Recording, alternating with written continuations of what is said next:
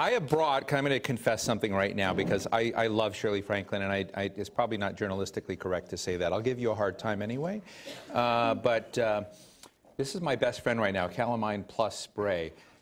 Shirley knows a lot about poison ivy and says every other week they get it down there, but I have poison ivy all over me right now. So anyway, just in case, that's there. If I get out of control, you can spray me. Yeah, right there. Anyway, we're going to have some fun. So Shirley, you know, I was... You were mayor of Atlanta. You were teaching, and you basically said we can't live, you know, in the East Lake community. We can't abide by what was going on. So give us the quick snapshot of the miracle you pulled off.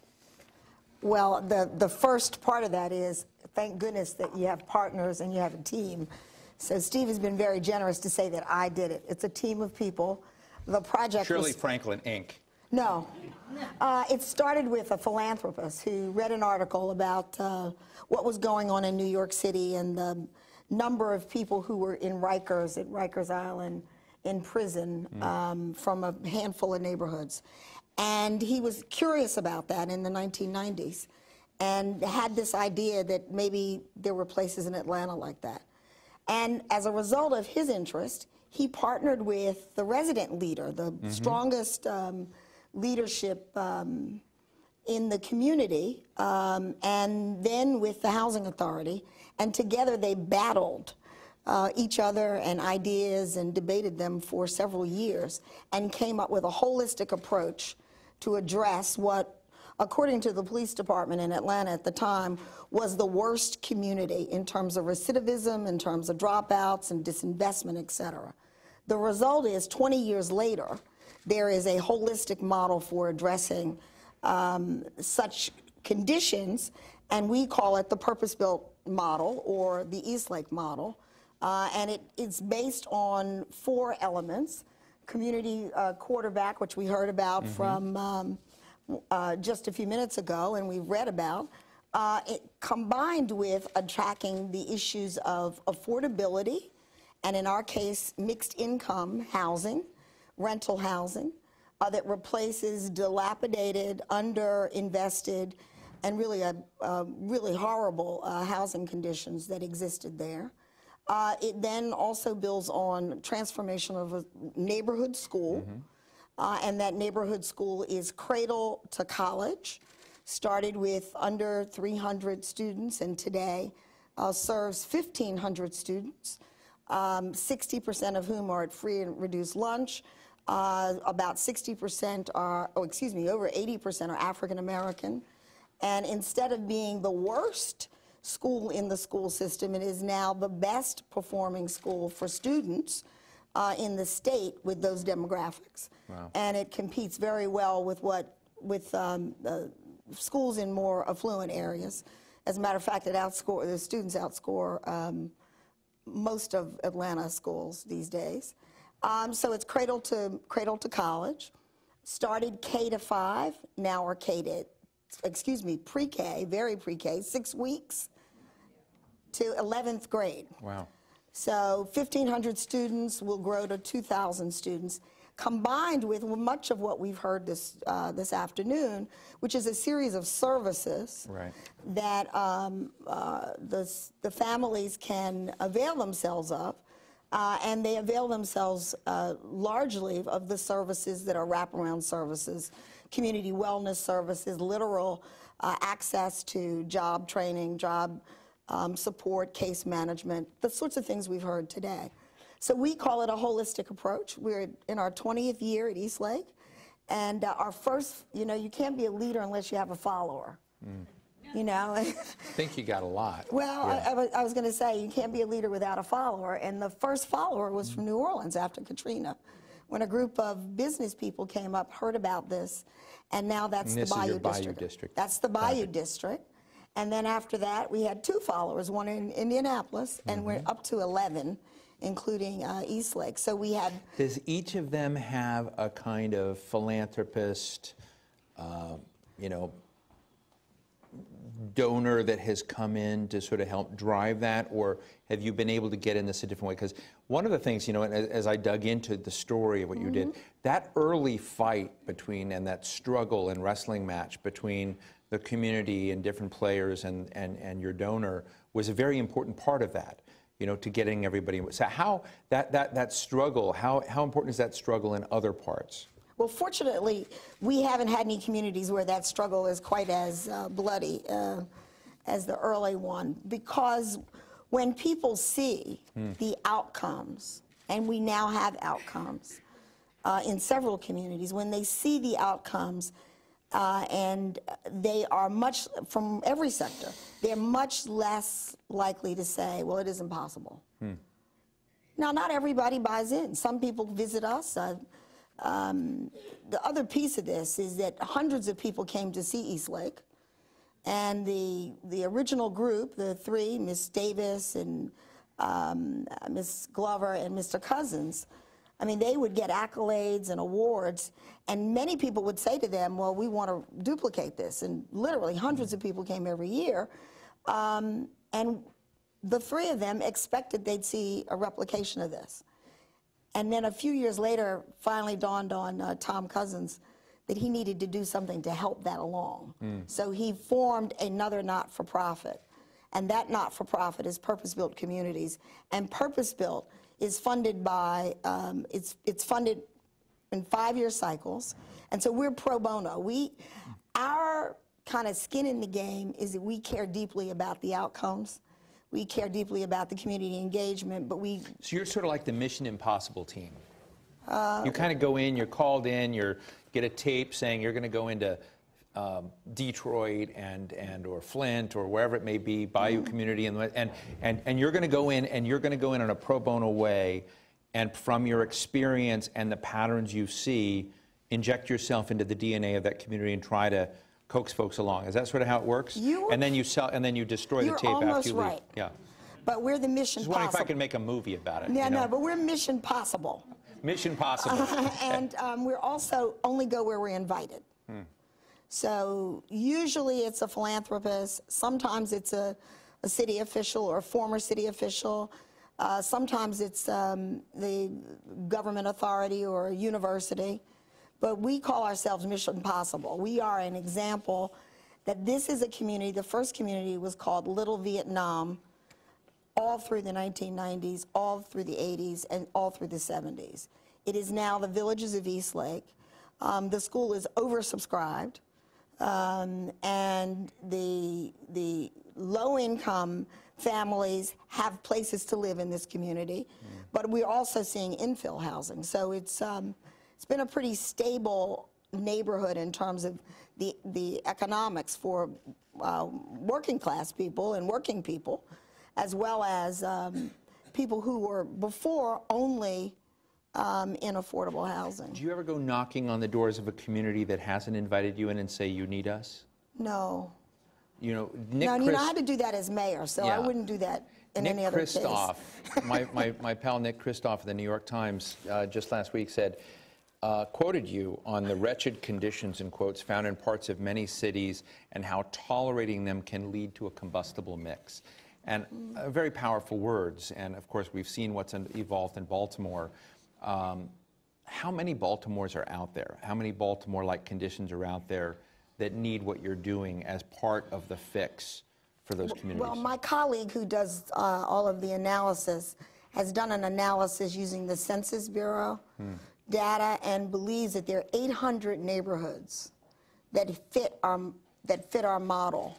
So that's lack of investment, low student performance, low economic investment in the city, high crime rates, lack of hopefulness, alienation. We think there are 800 neighborhoods that look a lot like Eastlake looked 20 years ago. So we're in a lot of neighborhoods. Well, it is, but at least it's a finite number. Yeah. You know, that's an important point, because up to doing this, we didn't really know whether it was 3,000 or, you know, or what. So it is a finite number, and we don't, we believe we could be more active in 11. So say in 4 years from now, we were here with Brandy McHale, and instead of opening with "It sucks to be here today," we said we got that number down to say 500 would we begin to sense that's good progress? What kind of timeline do you think we should begin thinking would be realistic to begin turning the tide in some of these communities? Well, I want 0 communities in that number. Say that's probably not likely in 4 years, right? It's probably not likely, but the sessions today, the sessions that will follow, people are talking about place-based. People are talking about holistic. Every person I've heard has talked about bleeding into other areas. They start in housing or they start in education. They're moving into other areas. I think it's actually going to be a lot faster than we think. For the most part, folks on the ground now understand that it is not, you cannot work in silos. Now, our model at Purpose Build in Eastlake might be a little more advanced because we started 20 years ago with a holistic approach, but might be more advanced than some. But the truth of the matter is there's nowhere that I know practitioners are saying that you can just work in the schools, or you can just work on criminal justice, or you can just work on economic development. So it's possible that we will see the emergence of some new models and the replication of those models across the country. Now, I push back on that because the one statement I make to young people about my own career is when I was born, when I graduated from high school, and when I graduated from college. I could not be mayor of Atlanta. And I lived to see that, and I'm now 6 years out of office. So it is possible for America to change, and to change in fundamental ways, and we just need to get a running start. And that's why I'm here today. Let me ask you another question. Just a couple of weeks ago on this very stage, I interviewed 2 economists, Jared Bernstein, who was Vice President Biden's chief economic advisor, and Kevin Hassett, who was a chief economic advisor to the McCain campaign. And they came together in a bipartisan way and wrote about a notion that the way in which we deliver money and think about finance in impoverished communities is broken. And that while there might be various programs that when you really take stock and look empirically at their impact over time, the results have been, on the whole, pretty poor. There are a couple of success stories out there. And Sean Parker helped fund this new group. I can't remember they're going to kill me now because I think it was called the Economic Innovations Group, of looking at ways in which some of the money in New York, the hedge fund money, the other money out there, the Silicon Valley, could become connected in better ways to sort of becoming more nimble and moving through communities that need it. So I know you haven't probably read this paper because it's long and boring, but I'm interested in the broader question of the places of wealth in the United States that actually, for whatever reason, want to go in communities with financial resources and change the game. What do you think is needed and necessary, and what should we be skeptical of? Well, Mrs. Davis in Eastlake was very skeptical of Tom Cousins. She actually said, you know, in some early interviews, that people had told her to be careful of him, that he was sneaky. And that he was there for his personal gain. So a lot of those early conversations were about building trust. She had heard promises before. There had been programs. She'd lived through, you know, a number of federal and state initiatives. So part of what you've got to develop is the trust across the sectors. Is personal gain, doesn't that need to be part of it if you're going to have sustainability in investment? Well, it just depends on who you are. If you're a philanthropist, no. And if you are looking for a sustainable financial model, it may not be about gain at all. It may be a way, I mean, and there are people who are studying this at the San Francisco Federal Reserve Bank, which is there might be savings in what you're doing. You might actually be saving money by reducing the number of crises in a community, the kinds of crisis services that are so much more expensive. And of course, there's a lot of discussion about the difference between preventive health, whether it's mental health or physical conditions, versus emergency room. I mean, that's just an obvious. It's much more expensive to treat health care in the emergency room than it is in a preventive basis. So I wouldn't presume that this costs more. It is a different allocation of funding some. And in some cases, it does take a little extra money.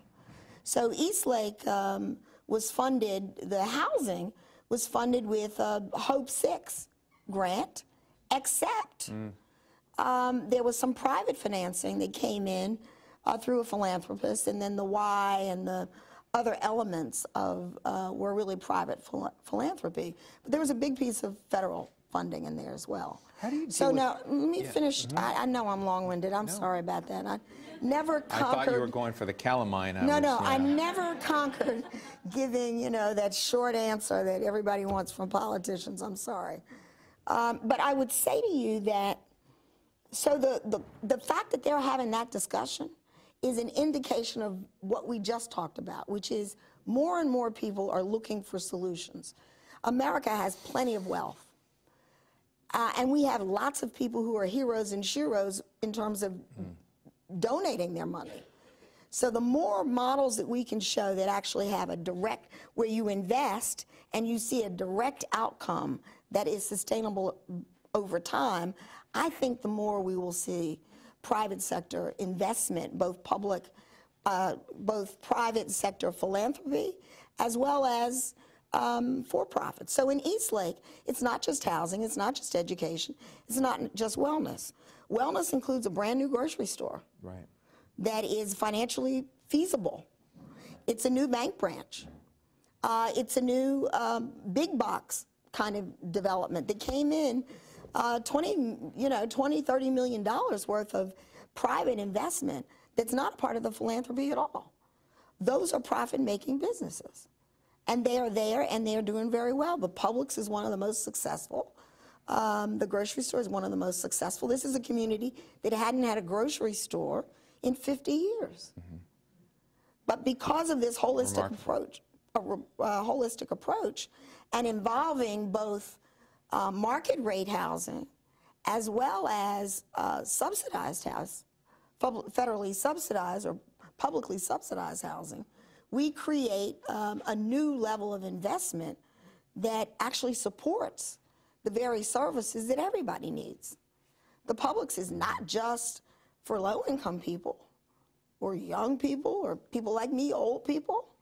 It's for everyone in the community. Of the community, yeah. It's for the health of the community. So I want to go to the audience in a moment, but let me ask you, when you were both mayor of Atlanta and then dealing with Eastlake, and you look at these big structural factors, which I think we're finally getting attention on, particularly among African-American men, the number of people who've been jailed, incarcerated, came out, it's just staggeringly high. And so the job prospects and all of the things that are stacked up. So Cory Booker, Rand Paul, Jim Webb, others have been saying this is a national crime in a sense of that.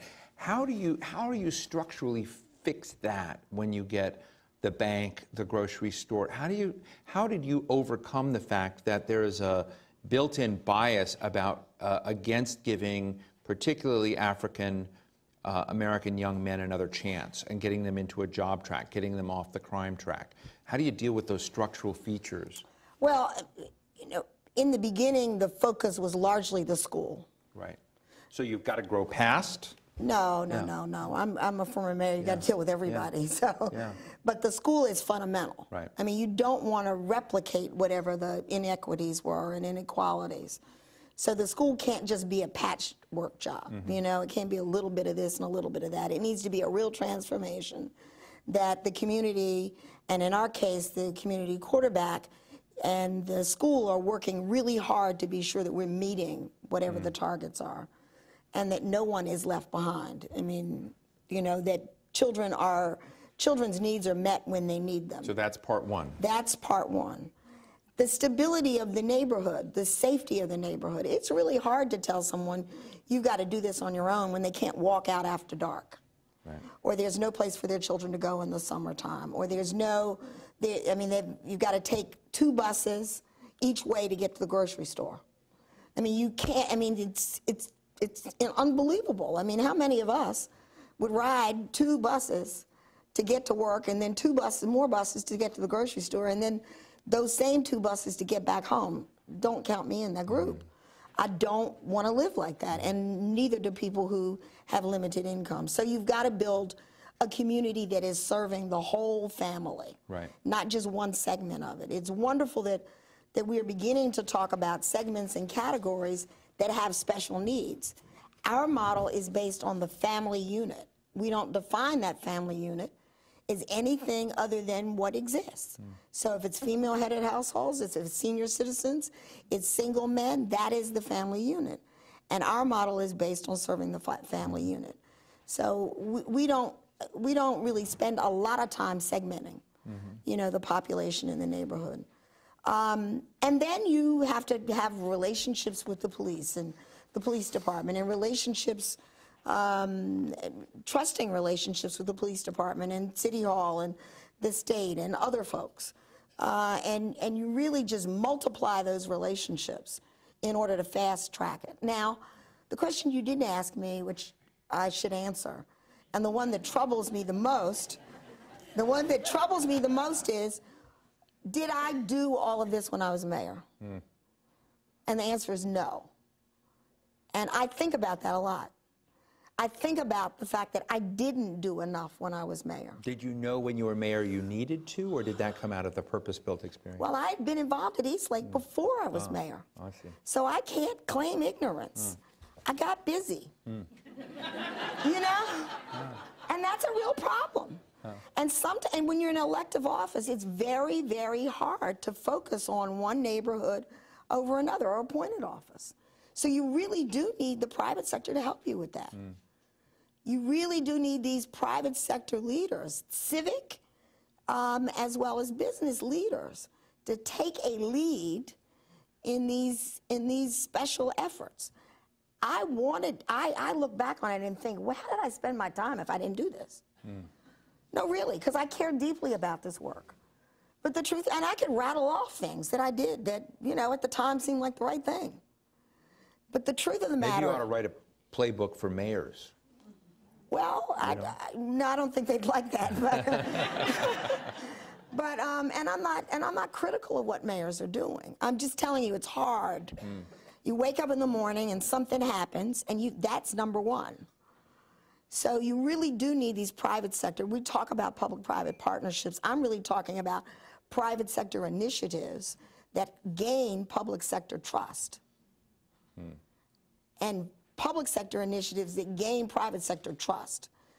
The partnership fine is fine. It sounds really tough. I mean, I want to ask about this incarceration issue. It's something I care a lot about, in the sense that it's so, in a way, you're not only giving people a second chance, you're giving communities a second chance, and people have to have some faith in each other, or that's just not going to happen. Well, you're not going to believe in the, you know, in folks or the institutions, and it's amazing what you've done. Well, we worked a little bit on homelessness when I was in office, and there are programs like Ready, Willing, and Able that started in New York. We visited, we try to duplicate that. This Housing First model. I mean, there are a number of models that set aside what happened before. You get a chance to prove yourself, and then that begins to allow you to integrate back into society. So I don't want us to think that there are not some models. I'm not an expert. I've had a little bit of experience in that field, and I don't think we should feel that it's impossible or even improbable. Great. Well, let me open up to the floor in questions. This is an awesome resource thinking about this. And you've got 11 communities that are basically following you now. Well, we have 10. We started with 1. Okay, so I'll count 11. Sorry if I round up. And questions, comments on the floor? We've got a shy crowd. I'm just going to go directly to someone. Yes, right here in the middle. We'll run a microphone over to you. Hi, I'm Karen Anderson with the Institute of Medicine. Shirley, what are your programs doing in terms of job creation? Well, some of the things I named are job creators. New grocery store, you know, new investment in the nearby, a half a mile away or within a half a mile radius. Lots of stabilization of the neighborhood, small businesses.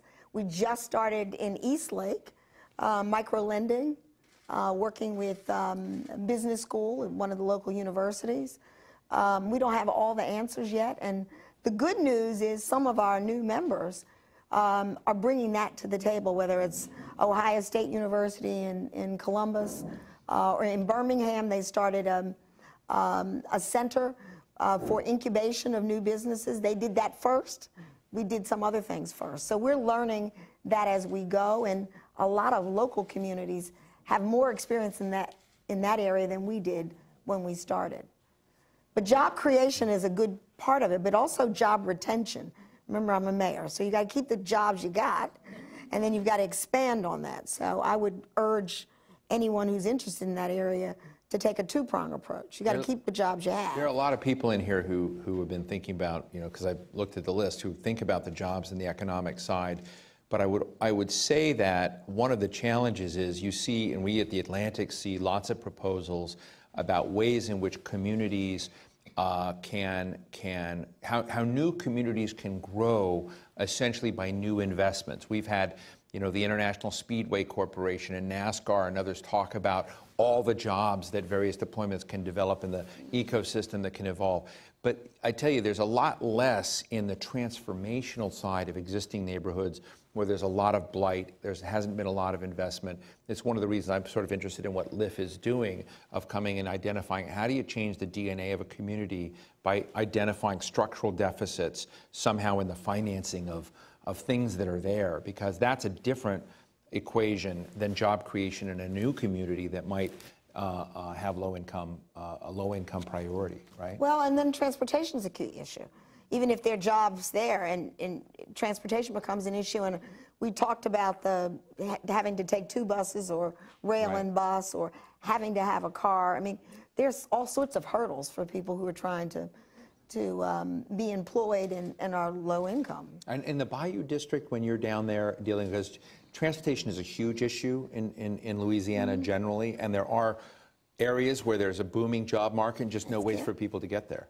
And Atlanta's does Purpose Built become an advocate within those state situations? Well, we become an advocate within the neighborhood, and then we try to become a problem solver on a case-by-case basis. Remember, our work is neighborhood-based, and then we work with the individuals who are in that neighborhood, the family members, trying to find solutions through a series of partnerships.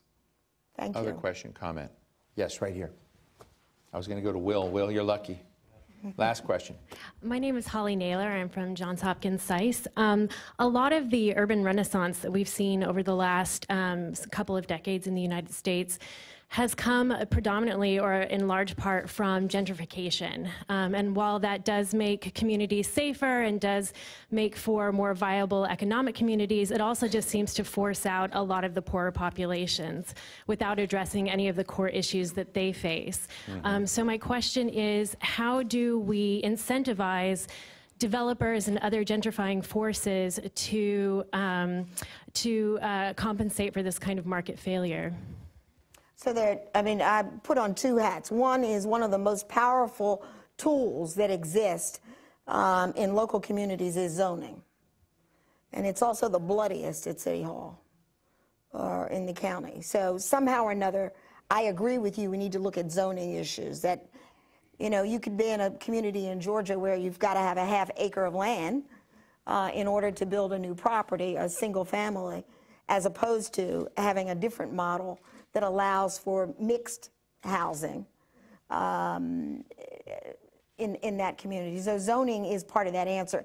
In the case of Purpose Built, our singular focus, I've talked about the broader community, was how are we going to serve the lowest income people who have been in public housing and who are going to need to be in public housing, at least for a while, in order to address their issues. So that's where we start, as opposed to this is a great landscape and we can build a great community and maybe they'll have some place to live or not. So that's front and center for us. On the other hand, the community that surrounds Eastlake, the villages of Eastlake, is a community that is in fact seeing infill housing, that had not seen that. So if you just drew a map, an aerial map or one of these heat-sensitive maps, you'd see more. If you look at the broader neighborhood, you would see more middle-income housing being built. But our fundamental focus has always been those who live in public housing, and that's what we're in the business of doing. So the neighborhood is, in fact, getting richer in terms of income, but we are But preserving. you're not expelling your... Exactly. Right. We are preserving the low-income housing.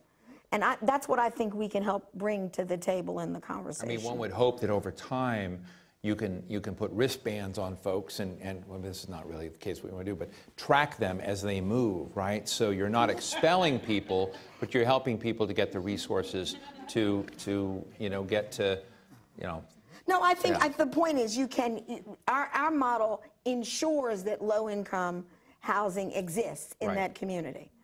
And so when we started the school was already Charles Drew, named for Charles Drew, and it was, in fact, a school that was 100% free and reduced lunch, very low income.